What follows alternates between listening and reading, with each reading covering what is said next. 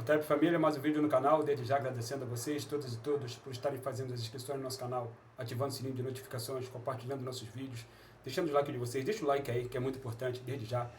Muito obrigado aos novos e novas inscritas e inscritos. Somos um pouco mais de 1.440 inscritas e inscritos neste canal. Sejam todos e todos muito bem-vindos. Este é o África no Centro, canal para nós discutirmos relações étnico-raciais, história, antropologia, as contribuições que as populações africanas do continente da diáspora legaram para a humanidade, sempre a partir da perspectiva do pan-africanismo. Família, hoje a gente está aqui para trocar uma ideia sobre algo também muito sério, como sempre. Vocês estão vendo aí que existe um movimento chamado Movimento de Parditude.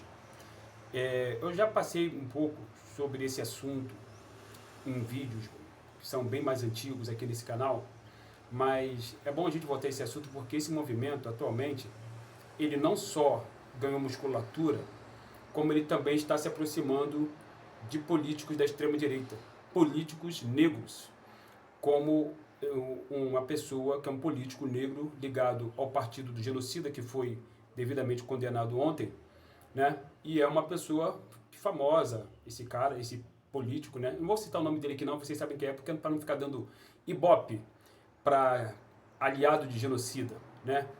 Pretos que são colonizados, pretos que fecham, como a gente fala na gíria, no humor na favela, que fecham com o inimigo, não devem nem ter seus nomes citados. Eles estão destinados, desde já, à lata de lixo da história. Então, por que eu estou falando isso? Porque, como esse movimento ele tem ganho musculatura, principalmente na internet, inclusive a irmã Camila Pitanga, né, ela foi atacada por uma mulher desse movimento. E aí é importante salientar uma coisa. O Brasil, ele é um país que, estrategicamente, pelo fato de ter sido invadido a partir de 1500 por portugueses que trouxeram para este território o modelo ibérico de racismo, este modelo ibérico pressupõe um processo de miscigenação que já tinha ocorrido na Península Ibérica milhares de anos atrás, né? Quando um povo chamado latinos, é importante a gente fazer essa contextualização, um povo chamado latinos, de origem euroasiática, branco, bem branco, eles invadiram a Península Itálica, destruíram duas grandes civilizações africanas, etruscos e pelágicos, mais tarde fundaram uma civilização chamada Roma, que teve, além de pessoas negras escravizadas, teve pessoas negras também em altos escalões de poder. Mas esse processo, mais tarde, ele vai se espalhar pelo norte do continente africano e também vai chegar onde é hoje a Península Ibérica, onde tem Portugal e Espanha, e ali também vai acontecer um processo de miscigenação muito ainda na antiguidade, e aí vão surgir as tais raças mistas da região do Mediterrâneo, como explica Cheikh Diop na obra dele Civilização ou Barbárie, e também na obra dele chamada A Origem Africana da Civilização, importante salientar. E nesse processo de miscigenação, no primeiro momento, ele vai ocorrer também ali entre povos da Península Ibérica. Mais tarde ainda, por volta do século 7, 8, melhor dizendo, da nossa era, da Era Comum, a Península Ibérica ela vai experimentar um outro processo de miscigenação, desta vez promovido por árabes e por africanos islamizados do norte do continente africano, que vão levar o Islã para aquele território. Esses dois momentos históricos fortíssimos que impactaram na população da Península Ibérica vão ficar na sua consciência histórica e vão ser esses elementos trazidos para esse território chamado Brasil. É importante salientar. Não é por acaso, isso é um processo histórico.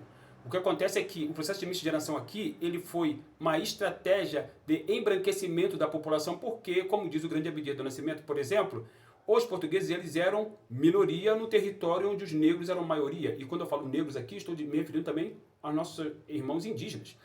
Não por acaso, os portugueses chamavam os indígenas de negros da terra. Mas os indígenas não são negros, não são africanos em diáspora, pelo fato dos portugueses assim terem chamados eles de negros da terra. Não, são porque a história, conforme demonstra o grande Cheikh Anta Diop, a história registrou que os indígenas são uma segunda leva de africanos que vieram para esse território, como nós já tivemos a oportunidade de falar inúmeras vezes nesse canal. Dito isso, quando os negros começam a ser escravizados e trazidos para esse território a partir de 1530, o processo de miscigenação ele continua em curso, através do processo de estupro de mulheres pretas feitas por homens brancos. Porque a ideia era, como diz o Carlos Moore, nesta obra aqui, Racismo e Sociedade, a ideia dos portugueses era criar um segmento intermediário entre as duas raças que estavam presentes nesse território, os europeus brancos e os indígenas e africanos pretos. Esta raça de intermediários na cabeça dos portugueses, logicamente que ela ia se aliar aos europeus, aos dominadores, aos racistas. Por quê?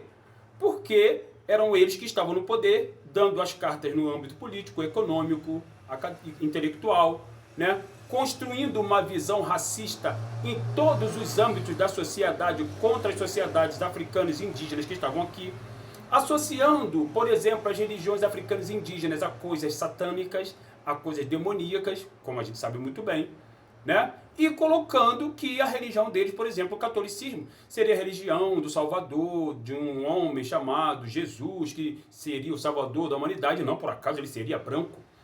Então, essa construção histórica, ela veio permeando a cabeça, o imaginário, a consciência histórica das populações presentes nesse território desde então, até hoje. E aí, depois de 400 anos de escravidão, quando se passaram por vários ciclos econômicos, graças ao trabalho exaustivo dos africanos nesse território, que regaram esse território com seu sangue, assim como os indígenas também fizeram isso, e houve miscigenação entre indígenas e africanos, entre indígenas e negros, e essa miscigenação entre indígenas e negros, mais tarde, uma instituição chamada IBGE vai chamar de cafuso. É como o IBGE classifica as pessoas que são descendentes, que são fruto da miscigenação, das relações, dos intercursos sexuais entre indígenas e africanos. Eles chamam de cafuso. Como se indígenas e africanos fossem duas raças distintas, e não são. Não são. Nem do ponto de vista biológico e nem do ponto de vista histórico. Não são. Até porque Sheikh Anta Diop explica, é importante salientar, que a natureza não se esforça mais de uma vez para criar uma mesma espécie. Então a raça humana é uma só. Certo? Então os indígenas e africanos são da mesma raça, como os europeus são da mesma raça de indígenas e africanos do ponto de vista biológico. Historicamente, é importante salientar, é que, por conta do fenótipo, essas populações vão se diferenciar. E aí o racismo vai ser criado 1500 anos antes da Era Comum, como já falamos aqui várias vezes, documentado nessa obra aqui do grande Carlos Moore, e muito mais tarde esse racismo virá para cá na forma do racismo ibérico, que, repito, pressupõe, por conta de uma experiência pregressa que os portugueses e espanhóis tiveram, pressupõe o processo de miscigenação. Mas esse processo de miscigenação ia garantir, como garante ainda hoje, os brancos no topo e os negros e indígenas sendo massacrados. E essa população intermediária, né, que mais tarde o IBGE vai chamar de mulatos, por exemplo, essa, historicamente, vem se associando, vem querendo se aproximar do grupo dominante, como diz o Carlos Moore na obra dele, Racismo e Sociedade, já mostrado aqui. Por quê? Porque não é interessante para ninguém, geralmente, né? Não é interessante que você, uma vez fruto de uma relação interracial, queira se identificar com o grupo dominado, o que é massacrado, o que é estuprado, o que é violentado, o que teve a sua história destruída, seus ancestrais satanizados, a visão do continente africano totalmente estigmatizada historicamente, socialmente falando, politicamente falando, inclusive no âmbito intelectual e acadêmico, aqui no Brasil, foi construído isso, né? Obras negligenciando a história do continente africano.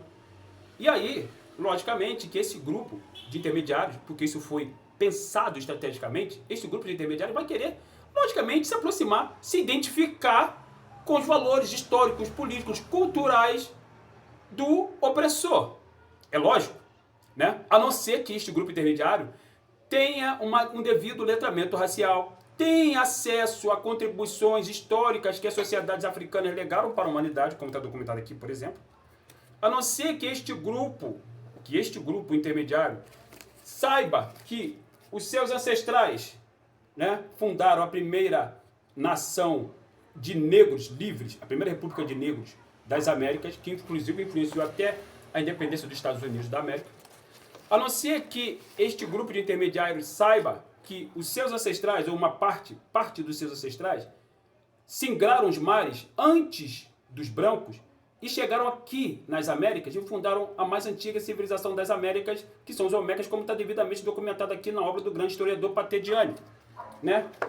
A não ser que esses mulatos, ou melhor, mestiços, prefiro chamar de mestiços, saibam que o Quilombo dos Palmares foi fundamentalmente uma manifestação antropológica, política e cultural de africanos neste território, produzindo uma sociedade livre onde brancos, indígenas e negros viviam em pé de igualdade. A não ser que esses caras que se autodenominam mulatos, a palavra mulato vem de mula, tá, família? A não ser que eles saibam que parte dos seus ancestrais também produziram revoltas significativas, como esta aqui, a revolta dos malês. Está documentada devidamente aqui nessa obra do grande historiador João José Reis. A não ser que esses ditos mulatos, entre aspas, saibam que um grande ancestral chamado Fela Kuti foi um dos grandes contribuidores para a cultura mundial, criando um gênero musical chamado Afrobeat, que inclusive vai influenciar ninguém menos que James Brown, Stevie Wonder, Gilberto Gil, Djavan, Tim Maia, etc. Né? Por exemplo. Então, por que isso é importante a gente trocar essa ideia, família? Porque este movimento, ele claramente, ele não quer se identificar com a parte negra da sua família. Porque se ele se intitula pardo, dentro da classificação, da categoria estabelecida pelo IBGE, que categorizou seres humanos, isso já é uma manifestação racista, né? Pardo seria, na cabeça desse movimento, branco, uma outra forma de se identificar como branco. O que eles querem dizer, no final das contas, quando eles preferem se identificar como pardos, é que pretos eles não são e não querem ser. Porque ser preto tem a associação com Exu, Macumba, demônio, essas coisas negativas que foram construídas historicamente, como eu acabei de falar. E, logicamente, por isso que muitos protestantes são pretos, porque querem fugir desse estigma negativo que foi colocado na nossa cabeça. E o grande Malcolm X, sem salientar, diz lá nos Estados Unidos, e olha que nos Estados Unidos não existe essa visão de pardo, que o fato de terem construído uma visão negativa do continente africano fez com que nós, pretas e pretos, quiséssemos nos afastar de África, quiséssemos não nos identificar com a África e com os africanos. E é preciso construir uma visão positiva a respeito do continente africano. Mostrar a verdadeira história do continente africano, mostrar os contributos que as populações africanas do continente e da diáspora legaram para a humanidade. É isso que o panafricanismo faz. O único campo de pesquisa do mundo faz. O único. É o panafricanismo. O que acontece é que, como o panafricanismo no Brasil ele ainda é um grande desconhecido da maior parte da massa de populações pretas e de mestiços nesse território, você, logicamente, tem muito mais acesso a obras mentirosas, ainda que de pessoas de esquerda, porque tem racista na esquerda, como o panafricanismo cansa de mostrar, obras mentirosas a respeito do continente africano, das populações, da experiência das populações africanas aqui nesse território, em outras partes do mundo.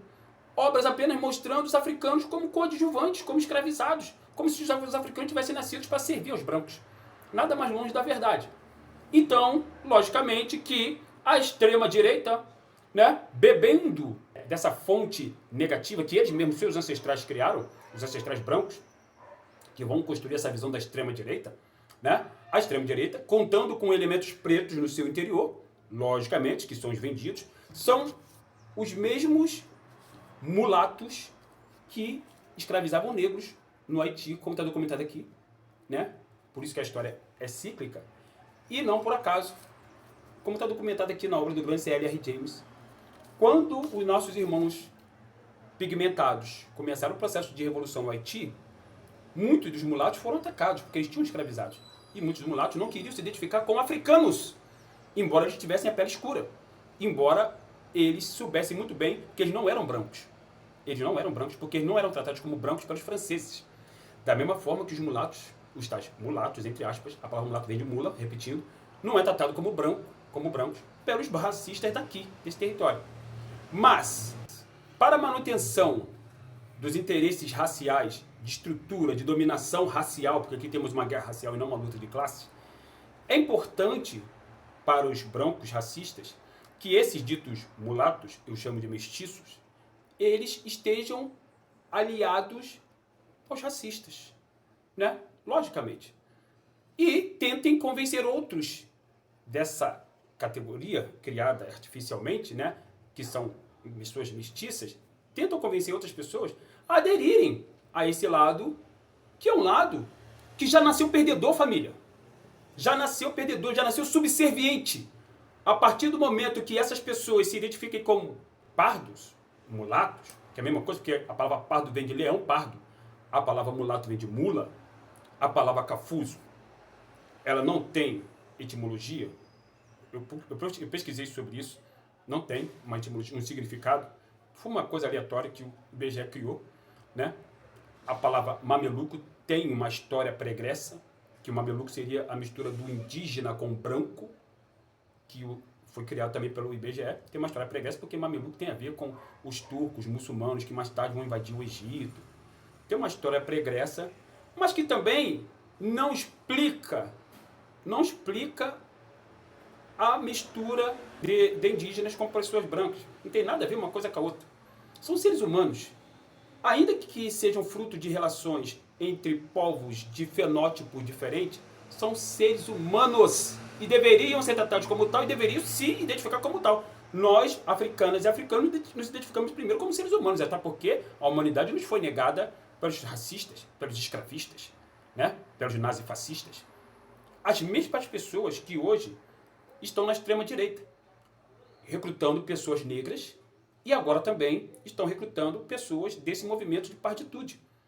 As mesmas pessoas que advogam em prol do genocida. O genocida que matou 700 mil pessoas. O genocida que já disse que os quilombolas são pesados em arroba. O genocida que disse que uma determinada deputada não deveria ser estuprada por ela ser muito feia. Mulher nenhuma tem que ser estuprada. Nenhuma!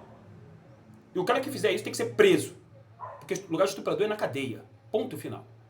Né? Então, esse grupo, hoje, ele está se aproximando desse grupo de tal de par de tudo, que presta um desserviço à comunidade preta, ele está se aproximando da extrema-direita. Está se aproximando da extrema-direita. Repetindo, né, o ciclo histórico que aconteceu aqui no Haiti. O que aconteceu no Haiti é que, quando os chamados pardos começaram a ser assediados, perseguidos pelos franceses, porque os franceses ficaram com medo deles se aliarem aos revolucionários pretos, né? Esses tais chamados pardos, que antes ridicularizavam os pigmentados, eles quiseram se aliar aos pigmentados depois. Quiseram se aliar aos africanos, né? Pretos, bem pigmentados. Quiseram se aliar. Por quê? Começaram a ser perseguidos pelos brancos, verdadeiros brancos. A mesma coisa, muito provavelmente, vai acontecer aqui, ou pode acontecer aqui em determinado momento, até porque a história é cíclica, né?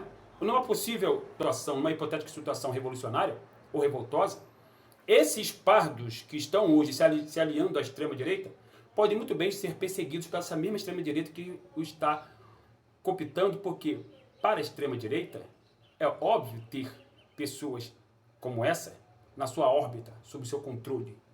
Porque o controle ele fica mais consolidado, mais forte, né? Diante de toda essa construção, que eu tentei elaborar aqui rapidamente, né?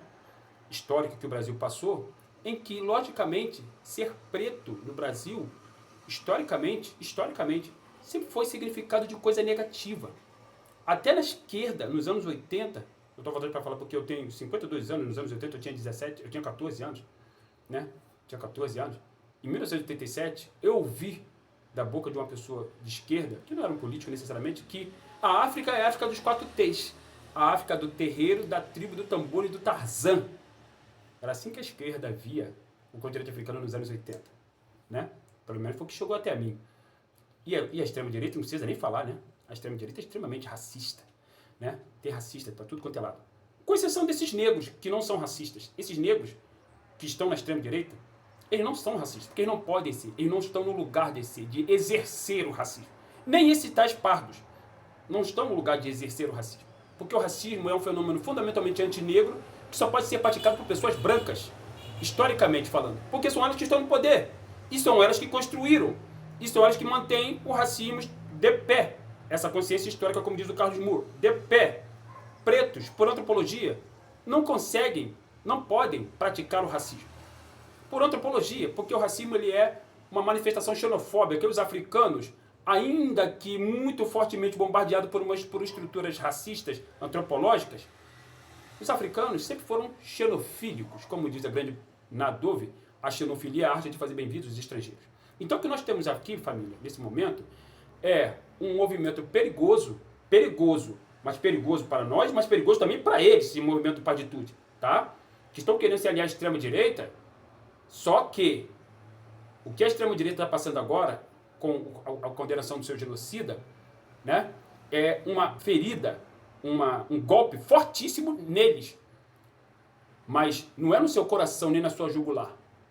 A extrema-direita continua viva. O bolsonarismo continua vivo.